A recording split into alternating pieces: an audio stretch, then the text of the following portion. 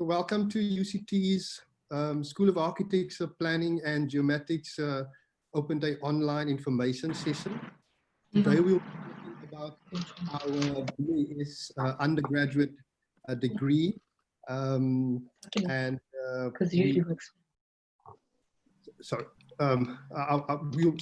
be talking about our BAS undergraduate degree, and we're very happy and excited to do so. My name is CLINT Abrahams, and I teach design and technology in the second year of the BAS program.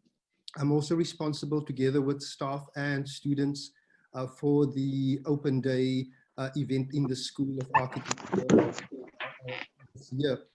And so with the COVID-19 pandemic that we're all facing this year, we've had to really rethink how we communicate with the outside world. This has been challenging. However, it's also presented some very interesting opportunities for us to think about how we make the school visible to the outside world. Bear in mind, this is the first time that we're doing this as an online method.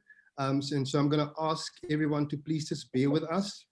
If we encounter any technical difficulties, please be patient.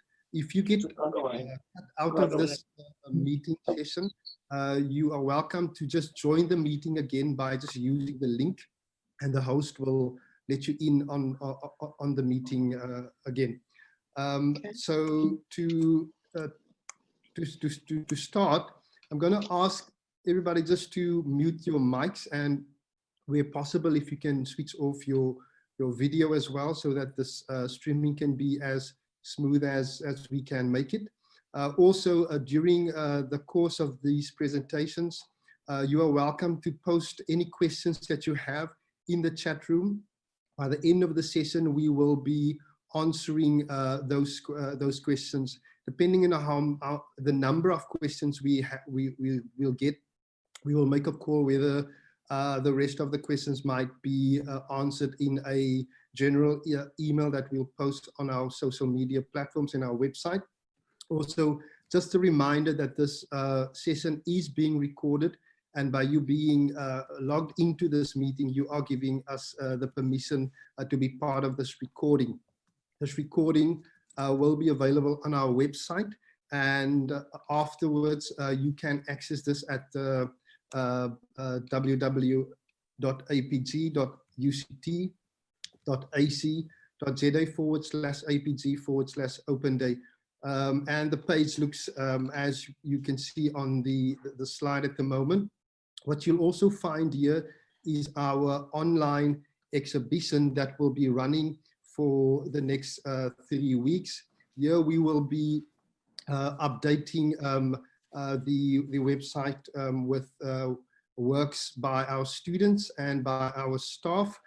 So I would encourage you to please keep on checking this website to see updated projects that have been done over the last couple of years by our staff and students.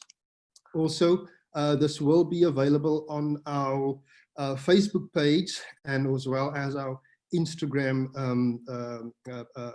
account. Any questions that you may not be able to ask during the session that might come up afterwards, you're welcome to email those to Nanette Pickover and to Janine Meyer at these following email addresses. And so to start, we today, as I said, staff and students, as well as with the Cape Institute for Architecture, have come together to share information about the BAS undergrad degree course, what it means to be a student of architecture, and what are the possible ways of becoming an architect. We will start with a short welcome and a brief overview by the head of department, Dr. Philippa Tumaweni.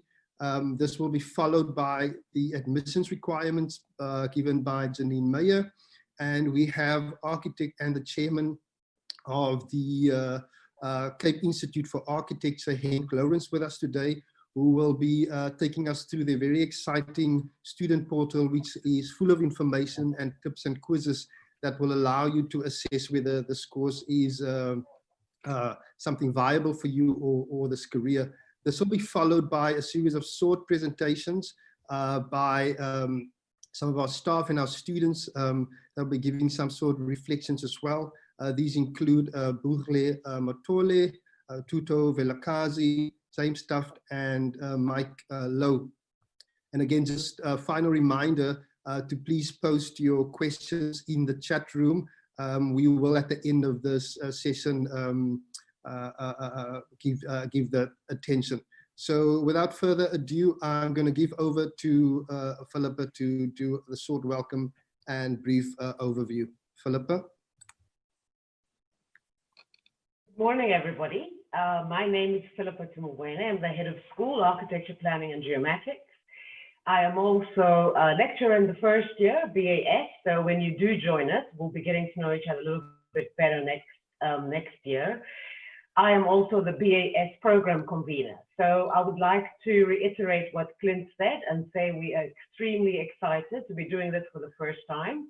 What Clint did not mention is that we're the first virtual open day at UCT. So we're very happy about that. And thank you very much, Clint and your team, for putting this together. It makes us, it reinforces our position as the creative heart of UCT. I want to talk a little bit about what the BAS is in the context of UCT. So I truly believe that we are the creative heart of UCT, and not only because we are creative, which is what you will be doing for the next couple of years when you do join us next year, but we also are strategically positioned within the university to champion change, to work with initiatives. We have a lot of pilots that happen in our school. So that's on an institutional level. At a departmental level, in terms of how the BAS positions itself in the school, the BAS is the largest undergraduate program in the School of Architecture, Planning, and Geomatics.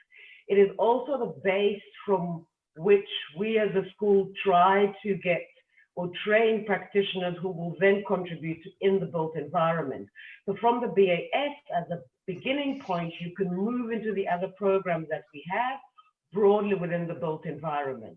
For example, we have landscape architecture, we have urban design, we have city and regional planning, we have sustainable practices, which is through the ACC, we have conservation in the built environment, just to mention a few of the programs in the built environment that we've got in the school.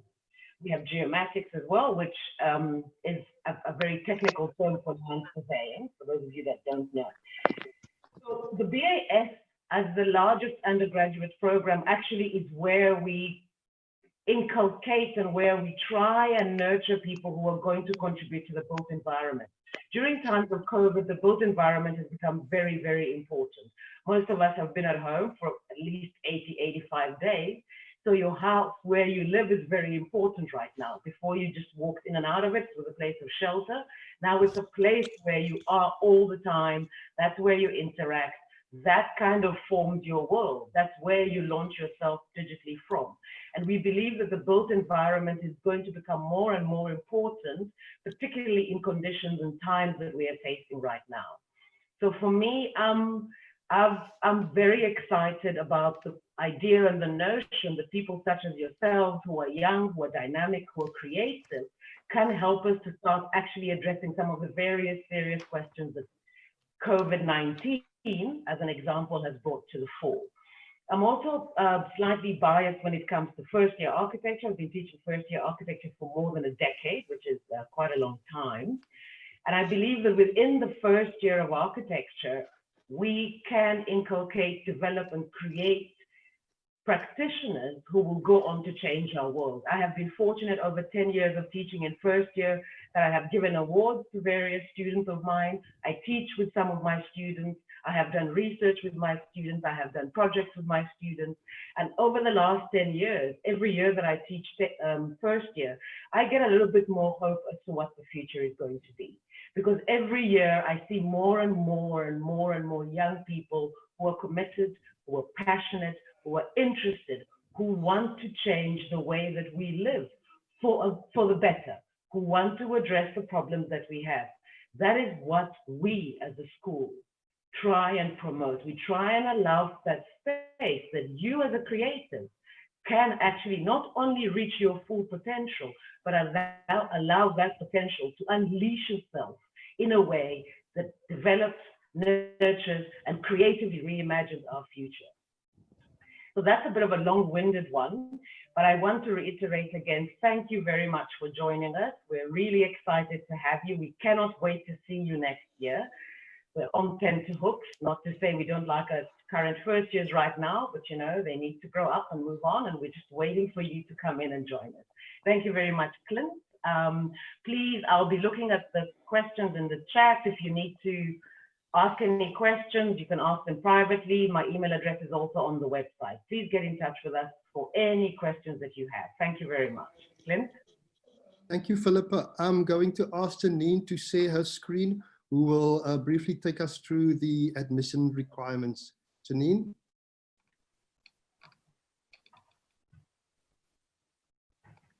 Can you see my screen? Yes, we do. Okay, cool. Right. Hi, everybody.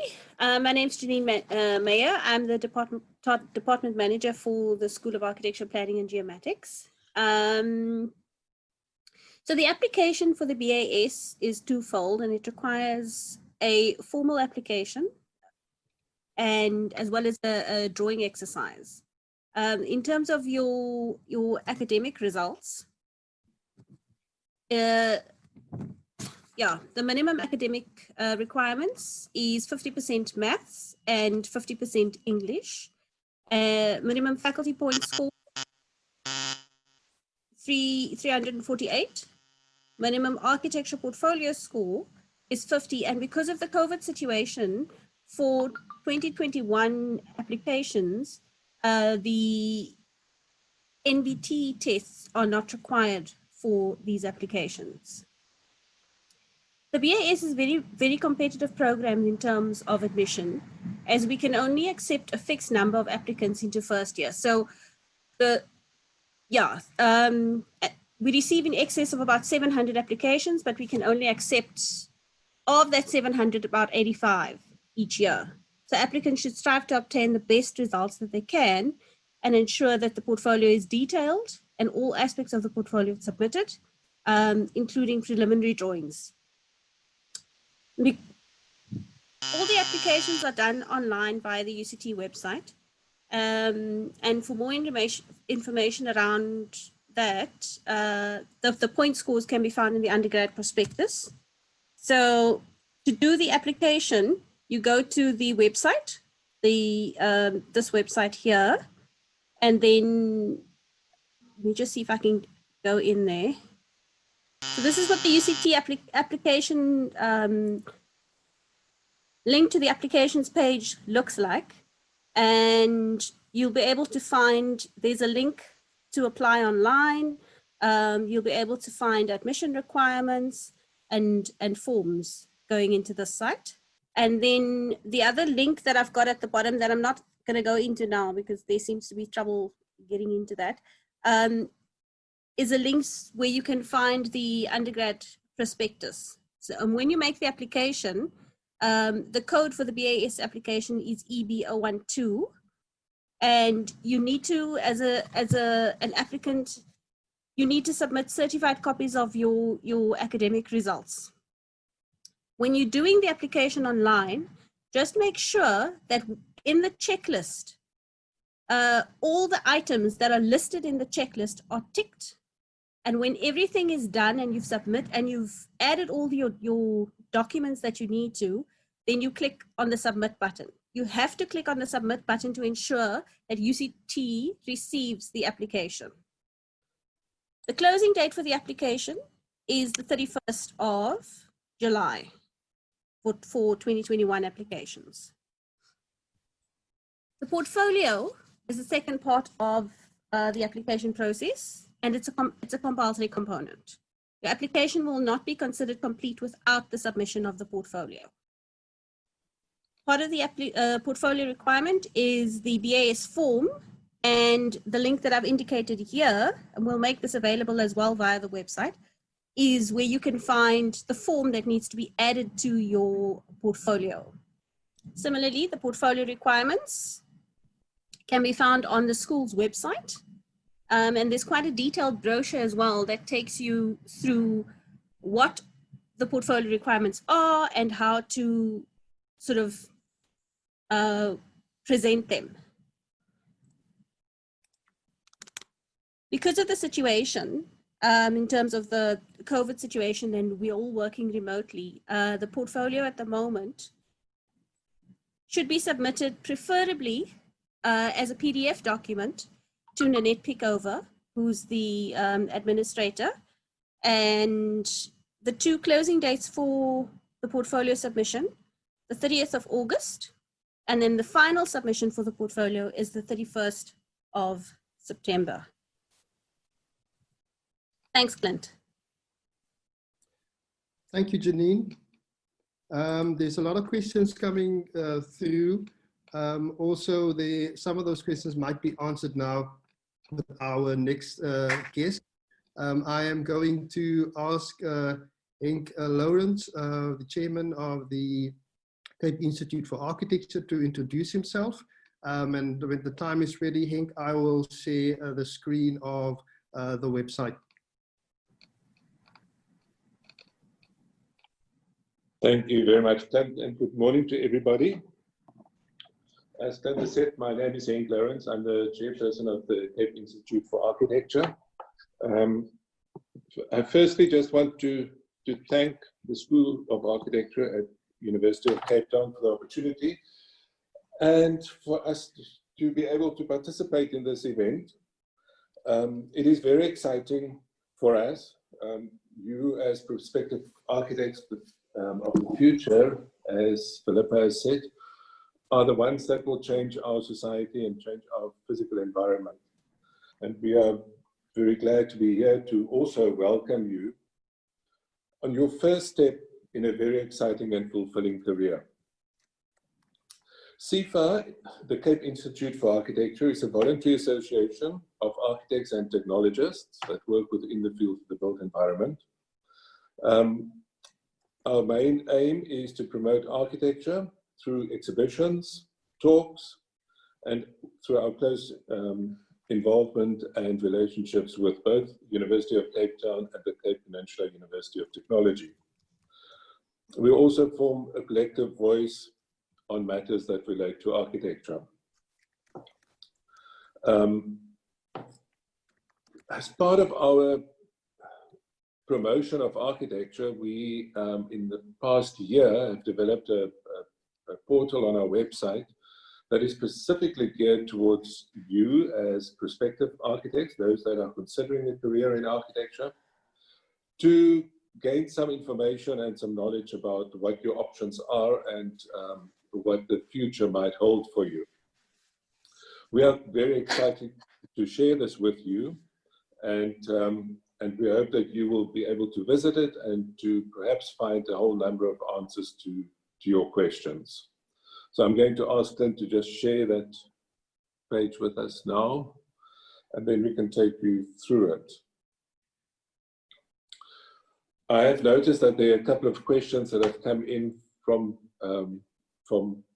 participants about the future and job opportunities and so forth.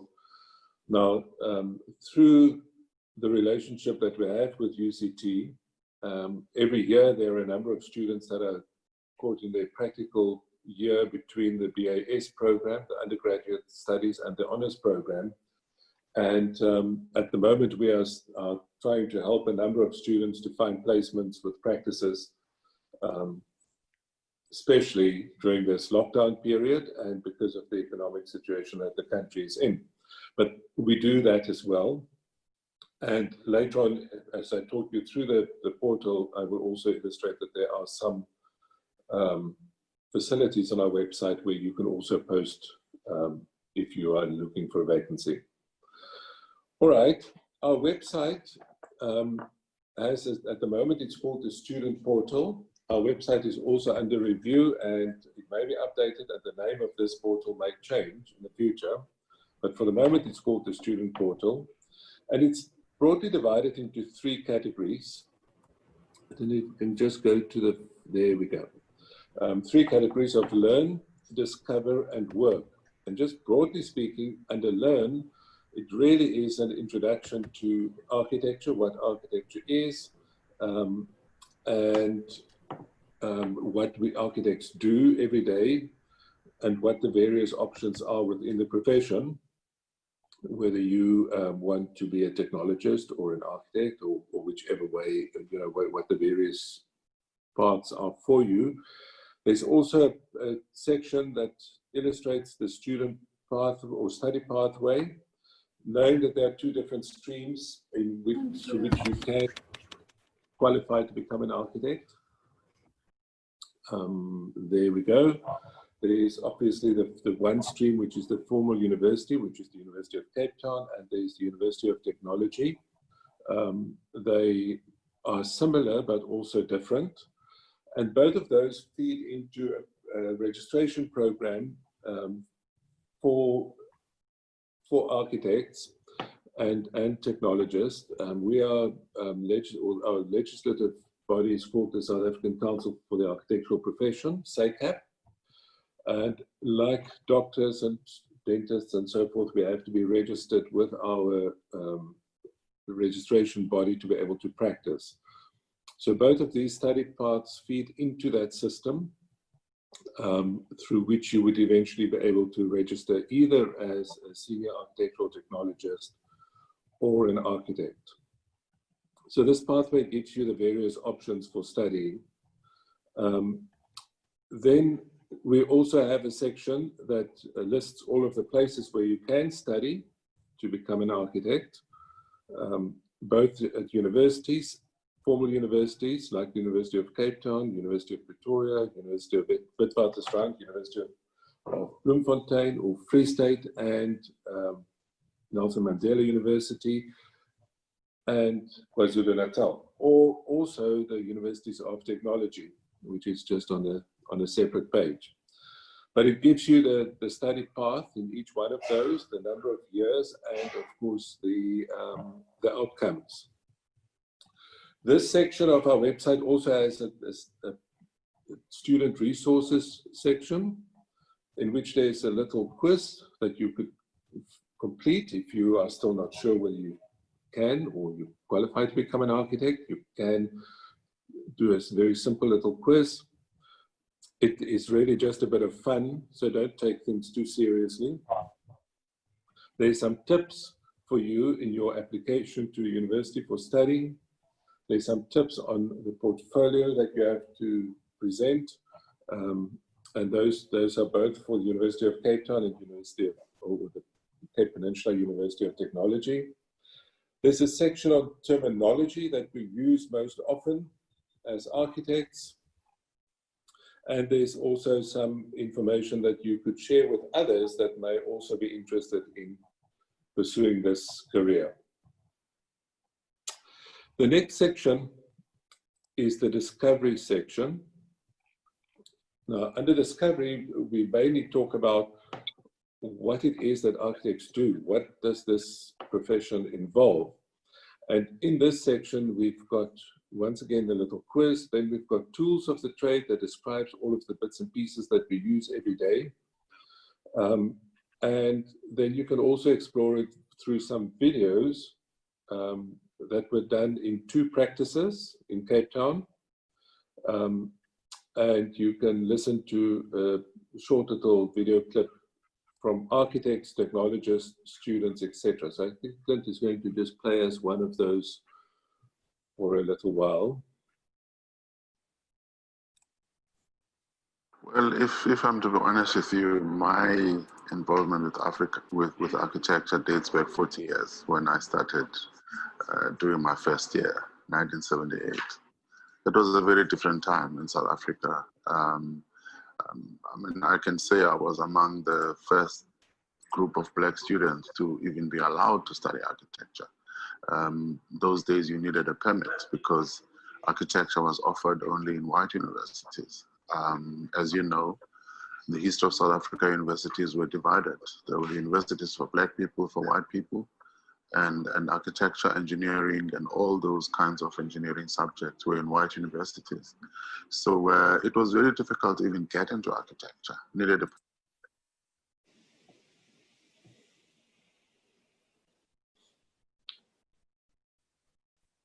because, you know, universities are open. Students can study in whatever university they want to study in. I got arrested during the course of my studies. Had to leave the country after my release 5 years later, and ended up in Germany, where I then had to start afresh, learn German, do German A-levels to basically align my university education, my high school education with the German system. And then after a 3-year period of reorientation, could start with my degree in Germany and did it up to master's level. And then I came back in 2000.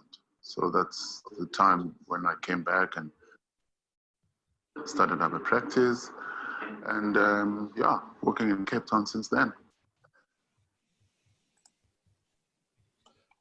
Thank you very much, Clint. That, of course, was Luanda Mapalwa. He is at the moment the president of the South African Institute of Architecture.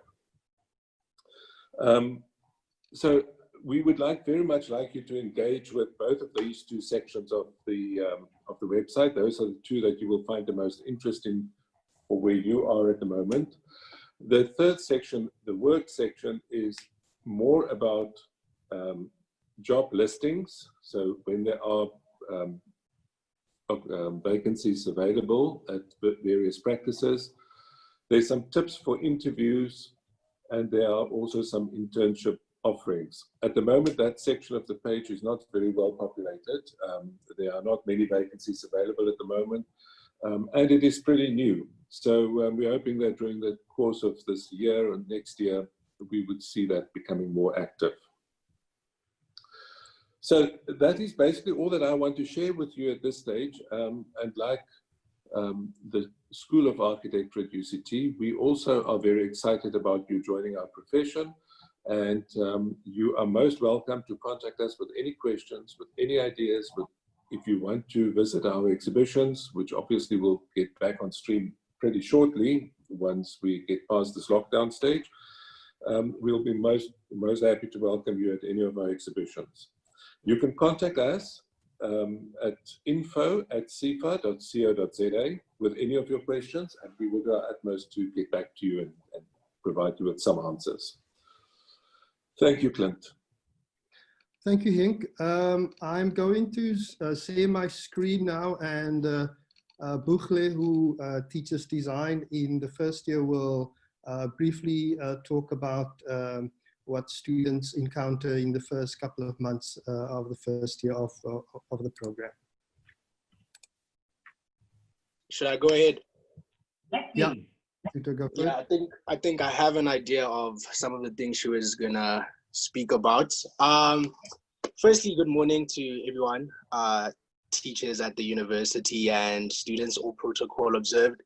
My name is Tuto Vilagazi, and I'm currently doing my first year studies in the architecture program at UCT.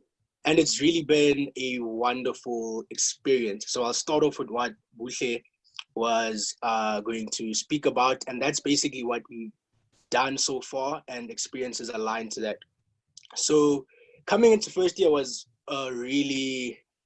it was challenging. I had all my misconceptions about architecture. I had all my fears going into a different space, being from Joburg, going to Cape Town. There are all these assumptions and fears that you have, but once you get to the university space, you realize that it is actually, everyone is a bit sort of fearful, but once you are banding together with all students, everything becomes easier. So the first project that we encountered was having to create masks. So we had a project where we had to create wire masks that exhibit our personality. That was done. Wonderful experience. Great masks emerged from our class, and we got to discover ourselves. Another thing we did was go to Makasa, which is a local community in Cape Town. We also visited Karen Smuts' studio in Cape Town. On screen right now, one of the drumming exercises which we enjoyed that we did in Makasa. So there was a series of excursions and projects that you will really enjoy and discover yourself and the built environment in the process. These are more slides of us happy to be at the Makasa exhibition. These were the masks I was speaking about. So with this project, it really allowed us to tap into our personalities and know each other. This is generally the studio environment in UCT, where you have studio masters, lecturers, and teachers working together to work on projects. And this was, I'm not gonna lie, a very challenging experience, because we only had to use wire to make these masks.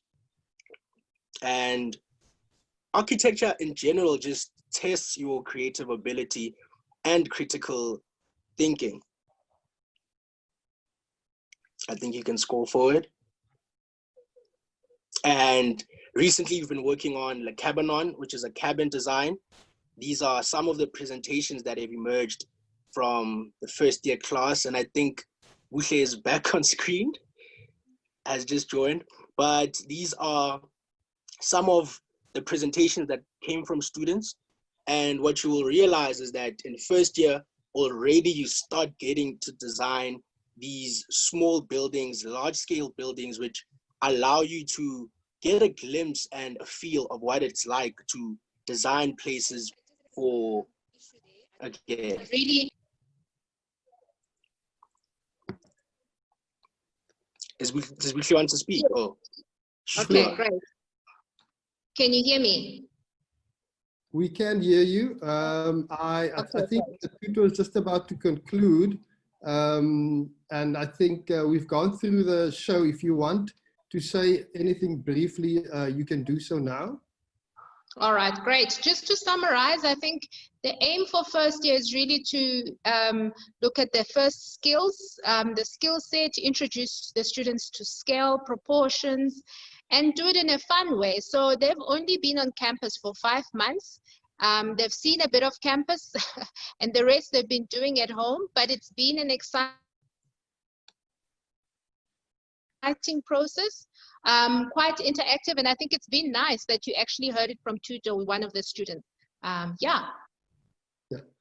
I'm going to thank you, Tutor, for taking charge on that one. Really appreciate that. We're going to go over to James TUFT, who is a second year student, and he will present a project that him together with the class last year were quite extensive with. I'm going to ask James to share his screen.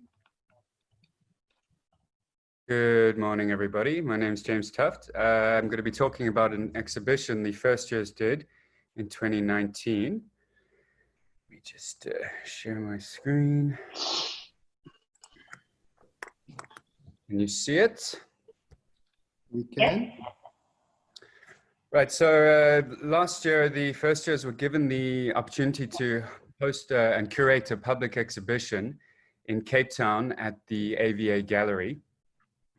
We were, through combining our technology and representation subjects, each assigned buildings which we had to study and abstract from them a component of their assembly into this concept of a pixel, which was the theme for the exhibition.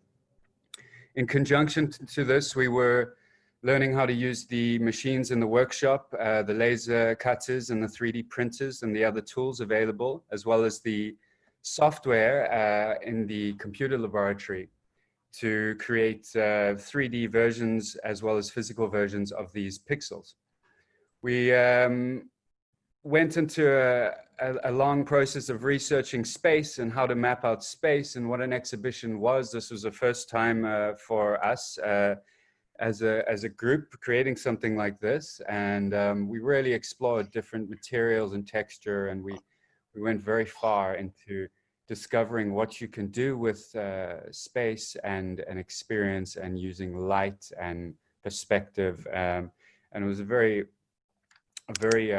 rewarding process of discovery. We eventually moved on to this idea of a pixel, and we used a special fabric to create these cubes, which was a common understanding of the pixel. Through this process, we learned a lot about the design process and about working in a group. And it was a lot of back and forth, a lot of talking, a lot of presentations and ideas and throwing this away and trying this. And we all noticed that the confidence within the students grew over this 3 or 4 month period as we began to learn about ourselves and about our own ideas. We used the laser cutters, as I said, which was exciting and a novel experience for us to prototype these many, many frames. We were also producing these intricate models, which were compilations of our individual pixels. And you can see that we've used some of the high-tech machinery in the workshop to produce these. In the end, we came up with over 100 of these unique little models that were individual to each student. And we were closer now to the exhibition. This was the space in Cape Town, and we had to work out how to fill this room, how to make it accessible and make it an exhibition space for a crowd to view. Again, it was a constant back and forth, and the school gave us full creative license on this, which was really exciting, but also a lot of responsibility.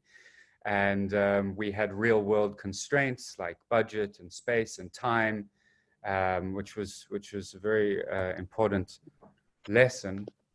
This is what it began to look like eventually, which was very exciting. This is one of our prototypes. And on the opening night, we all gathered. We had a very pleasing turnout.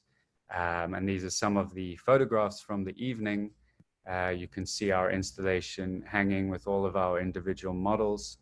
I think this kind of exhibition in the public arena was the first for the school, and especially giving to the first years. It's such a big responsibility. But what we managed to take away and learn from it was invaluable. This is also another component, the 2D imagery representation of our pixel studies, which we had bound into a beautiful takeaway of the day. So this is just one of the exciting opportunities, I guess, the school at UCT can offer to its students. Thank you for listening. Thank you, James. It was very interesting. I am going to ask Mike Lowe, who teaches in the undergrad program as well as the postgraduate program, to share his screen after James has stopped sharing his screen.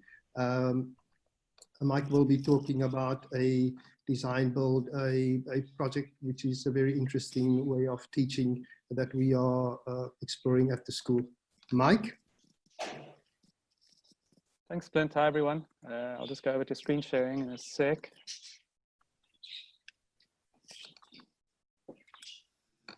Right, so yeah, as Clint mentioned, I teach in the honors and masters programs in the school.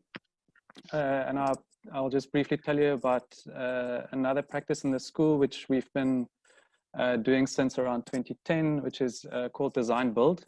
So where some staff members and students design and physically build something as part of the learning experience, not necessarily tied to specific courses, but kind of in between and in holidays and spare time. So this specific project we took part in 2018 and 2019. It was part of an international competition between universities called the Solar Decathlon. It's a competition that's been running for a number of years, usually in the States and in Europe, China, and the Middle East. And last year was the first time it happened in Africa and in Morocco specifically. So it was a joint entry between our school and UCT and Stellenbosch University's Sustainability Institute. So we were a few staff members from the school who took part, John Kutsia, Shafiq Matthews, Kevin Fellingham, and myself, and a whole bunch of students, third years, honors students and master students, and then with a whole lot of students and from Stellenbosch University. So the Solar Decathlon is a competition which entails the design and physically building of a net zero energy house. So it's quite a challenging project and requires a lot of innovation. So we had almost a year and a half to plan it. And then the idea is that it gets constructed within 2 to 3 weeks on site, wherever the competition is. In this case, Morocco, in a place called Benguerir, just north of Marrakesh. So we did a whole bunch of designing between us and Stellenbosch University. So the project was initiated by Shanae Bloem and supported by Mark Swilling of the Sustainability Institute of Stellenbosch. And then we had various team leaders and lots of team members. So we had a really nice mix of students. We ended up doing okay. We came second in the architecture contest, which we were quite happy about because we were probably the smallest team in the competition with the least amount of money. And it was quite intense to get people there on the ground to actually build it. So in terms of the design, we wanted to make something that could be replicated in different parts of Africa. And because we were initially planning to make the prototype here and ship it to Morocco, we started off with the idea of using a standard shipping container. So this is just a plan of the house as it turned out in the end. So this top bit is a standard shipping container, which we did a kitchen on the one side and a bathroom in the other. And the idea was to make it as a house in a box, so that the entire house came out of one box, which in this case is a shipping container. So everything else that you see in this whole area was supposed to come out of the box, and we were planning to use flat pack construction using CNC cutters and laser cutters to make everything dismantleable, so we could just send one container and assemble the house out of it very quickly. So the idea is also that anywhere you need to go in Africa, you take one container to make a house. So we used a few ideas. So the first one was the idea of a courtyard, a standard courtyard dwelling, which kind of resonates with this Moroccan typology, also of the Riyadh, with a central water feature. Another idea we had was the idea of a tree, which has importance in Africa, where people sit under a tree and important decisions are made and meetings are held and people just tend to socialize. So we kind of abstracted the idea of a tree with a metal framework, which also helps climatically. So we creating shade over the rest of the house. And we also had the idea of a Moroccan tent or Bedouin tent, although we made it upside down so that you can catch all the water in the middle in the water feature. And then we used thin film photovoltaic panels, so bendable solar panels, to generate all the energy for the house and sticking those on the tent on top. Then some of our students just made a rough model to kind of get an understanding of the flat pack structure and the framework and the inverted tent. So we did that in the school. And then we had to get it built in Morocco somehow. So then all sorts of things happened. We couldn't find CNC cutters, so we made the timber modules in a standard kind of timber framing construction, made them off-site, and then just lifted them into position with cranes. Then we made up the steel framework. It's tiring work. We had a very small team. So these are Argon and Kellen, two of our students who took part. So at this point, this was probably after week 1, they were already pretty exhausted. And that's the house under construction, just showing the timber modules cladded with chip or OSB board, and the inverted tent. The solar panels aren't on yet, but it's taking shape. The container's just behind. The other thing which was really important to us is to think about job creation and income generation, and how one can innovate with things you find. So this is a group called the Plastic Project, which I came across at a market just outside of Franschhoek, where these ladies make things using recycled plastic bags, which they crochet together, from table placements to baskets and handbags and all sorts of beautiful things. So we just started wondering how we can use this and provide some opportunities for the plastic project. So we came up with the idea of wrapping the house in square panels made up out of these crocheted recycled plastic bags. So kind of a colorful cladding, and through some funding from the Moroccan government and crowdfunding, we managed to raise 50,000 Rand for the plastic project and paid the ladies for every panel produced, which we then had to get our students to take across in their luggage. So 500 odd panels shipped across in suitcases. So we wrapped the house in that. So we had insulation with the plastic bags over it, and that's more or less how it turned out. So it was quite intense. It was all done with funding and sponsorship from various organizations, which helped a lot. But I think in general, a really, really good experience for us and the students. So we doing more design build work in the school. Not sure if or when we'll take part in this competition again, because it's quite an onerous and expensive process, but there are lots of other design build projects that we're continuously pushing in the school. So that's it. Thanks, Clint. Thank you, Mike. I've really enjoyed it. I hope that everybody else have enjoyed that. We have about 10 minutes or so just to go through some questions. We have received quite a number of questions here and might not be able to go through all of them. However, I have seen that some of our students and some of our staff have directly answered some of those questions. I think it'll be useful to for us to summarize these and have a post that sort of answers them. But just some that we've listed down that we can possibly respond to now. Janine, there's a question around the different ways that we can submit portfolio work since with COVID and the address that they're sending the portfolios to, that the fear of not those work being received. Are we saying that that's the only way that we can submit the work?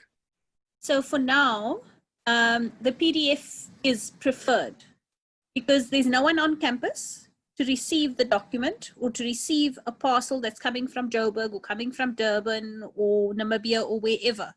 So where possible, applicants need to do the PDF, submit the PDF document, and we can then, when we get to campus, hopefully in September, we will let people know that the university, the school is open, and they can then post the portfolio.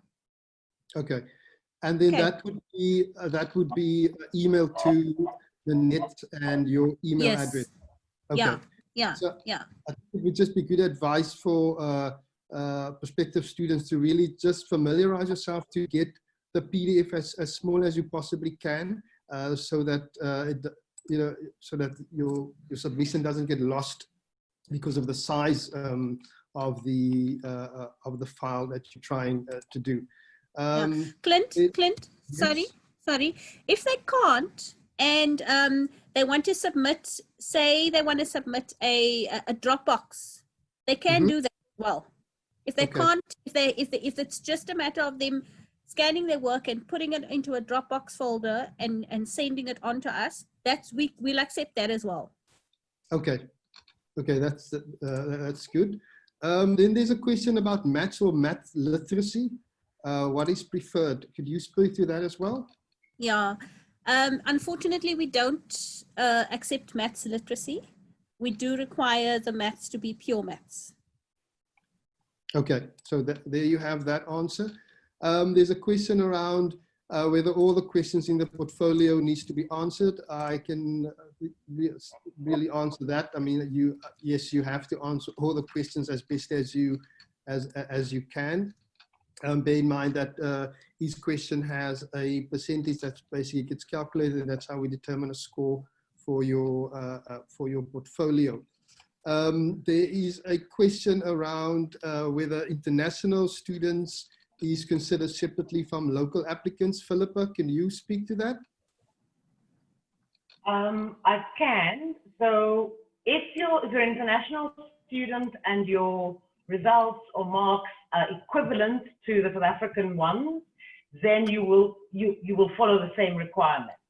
If you want to understand equivalency, please email Nanette or Janine so they can take you through that process. So your A levels have an equivalence to the matric marks in South Africa, so that then applies. So we deal with equivalency. Okay, I think that answers the next question as well, where the question is, are all types of certificates and qualifications at higher institutions valid?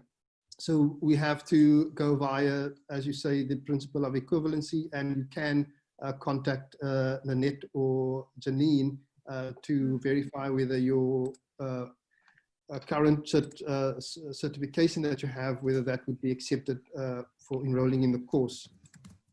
There's another question here, which is around the issue with what happens if my maths isn't good enough, and I think that applies for what if you have other, if you don't have certain other subjects as well. And so I'm wondering whether Chloe is here, because one of the questions that always comes up is, how would I cope in the course if I haven't done art at school? And I wonder if Chloe is here, if she could maybe briefly speak to that, how she was coping with the first year, since she didn't have art at school. Cool. Chloe, are you here? I'm here. Yeah, I was an applicant that didn't have art going in. And it was a concern of mine. And I see some people have also commented on EGD. I didn't have either of those. But if you have fun with your portfolio and you get accepted, then it means that you can cope with the first year requirements to get through. So the whole first year is sort of geared for you experimenting with both digital mediums and hand drawing and sort of finding your own sort of style. So it's not a worry at all. You're not at a disadvantage.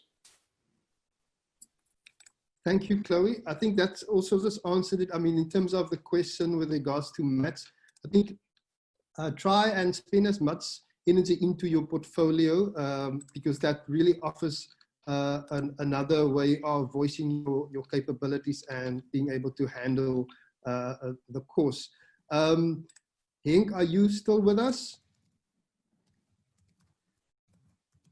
Yes, I'm here. There's a question around the summary between being, doing architectural technology and the BAS undergrad degree. I'm hoping you could answer this, since you've taught at CPUT as well as UCT. All right, look, I think first of all, what I need to just mention is that these are really just two streams of studying with the same end goal. And you've used me as an example who taught at both of those institutions. You are a person that studied at both of those institutions, CLINT. So the end result is exactly the same.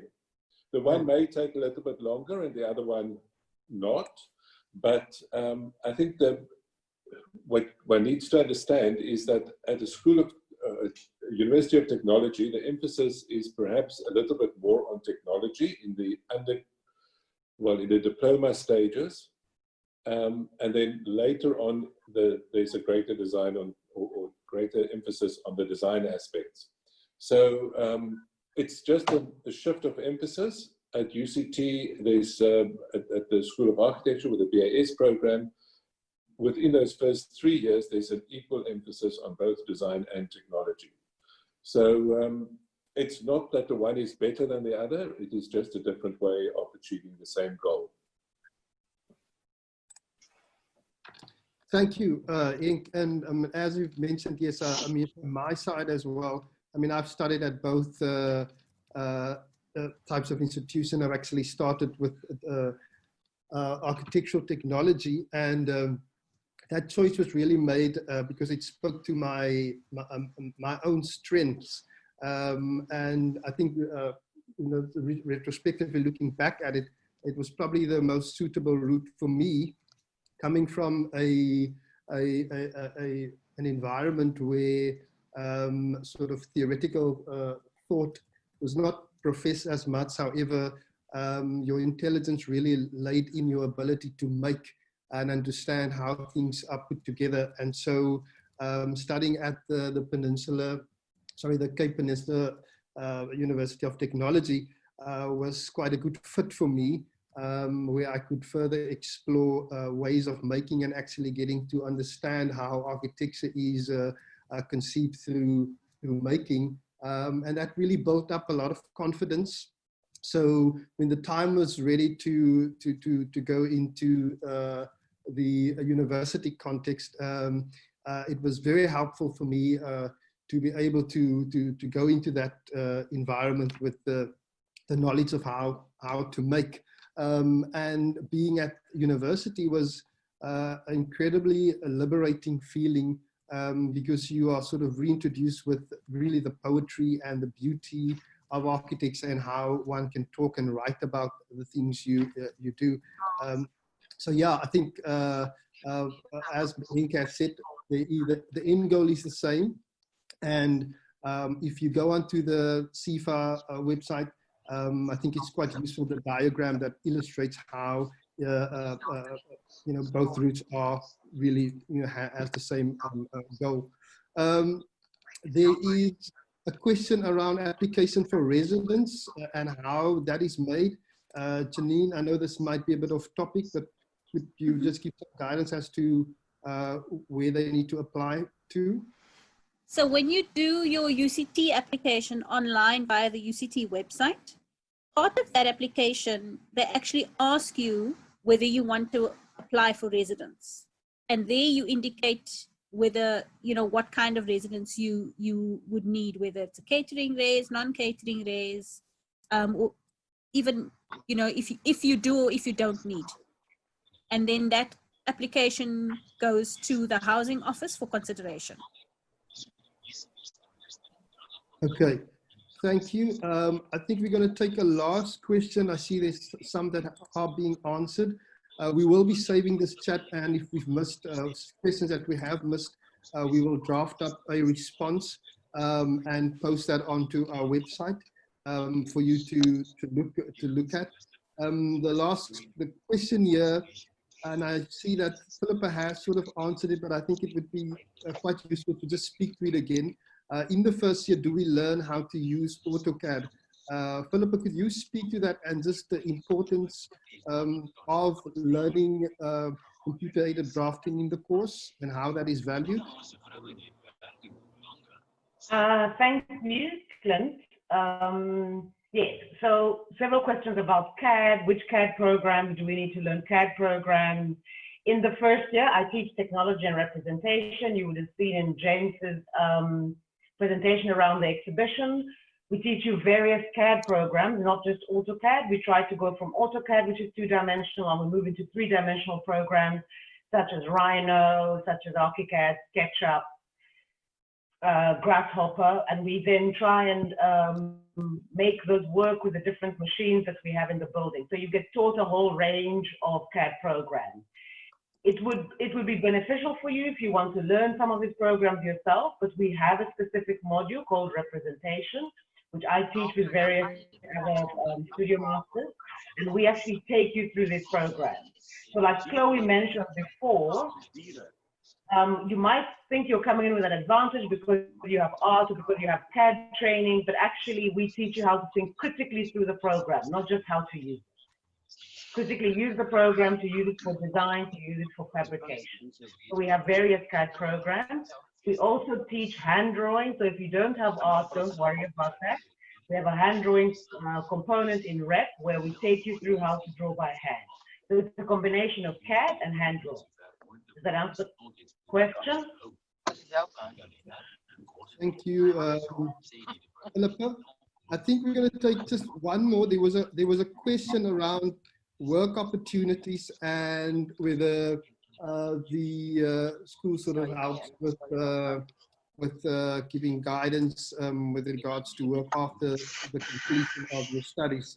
I think it's useful to again go onto the Cape Institute for Architecture's website, where it does give you tips. I think it's important to understand.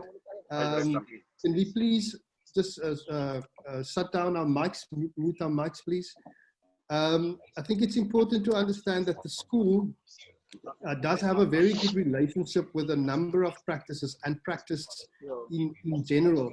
So we have very much a place where practitioners are invited to the school to give presentations. There's also an internship year, and during this engagement with practitioners and your year out, you do get to know the world of practice, which really is quite helpful for trying to establish networks that would enable you to find work afterwards.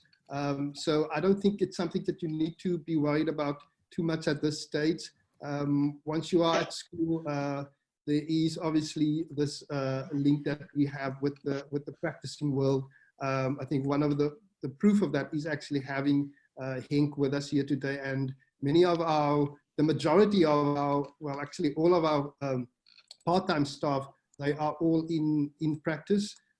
So there's advice on how to engage with that world is really at our fingertips. Yes. Janine, could you please speak to certification of documents? There's quite a few questions coming in there. Yeah, I was just about writing in the chat now about that. Yes, so the things that need to be certified are your academic results and your matric certificate, if you've already got it. And those are the documents that need to be submitted with your UCT online applications. There was a lot of questions around or concerns from applicants saying they submitted the application without the certified copies. It's not a train smash. You can still submit the certified copy of the results. And if you want, what you can do is you can make it part of your portfolio and just include a note for Nanette to say that those certified copies also need to go to the admissions office. So you're not submitting it twice. The system will accept the uncertified copies, but you will be asked if the university picks up that the certified copies haven't been submitted, they will ask you to resubmit the certified copies. So don't panic if you've already done the application and you haven't submitted certified copies of those results. Okay. Thanks.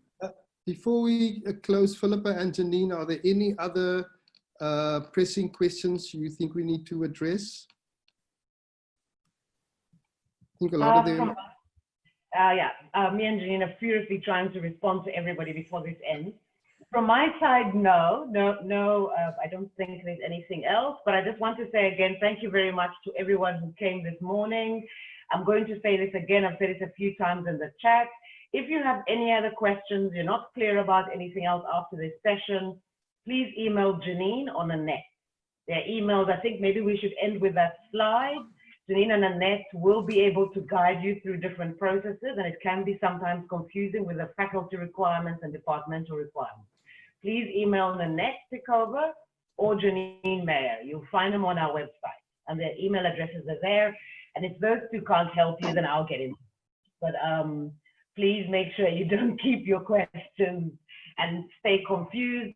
If this wasn't useful for you, please email Janine and Nanette, and we'll try and address your questions. That's their email addresses. Thank you, Clint. Okay. Any last comments, Janine? No, look, what I'll do is I'll continue I'll stay online and I'll continue to answer as much questions as I can. And I think we just need to put something together because there's a whole host of queries and I don't want to miss anybody. We just need to put something together that we can make available to people who've joined us today. Okay, I'll remain online with you as well. Just from my side, just thank you everyone who's contributed and participated in this, particularly our students, our staff, those who have presented. The Cape Institute for Architecture, Henk, thank you for being with us. And then also just Mary Hilton from Communications and Marketing, who's been supporting us the whole time.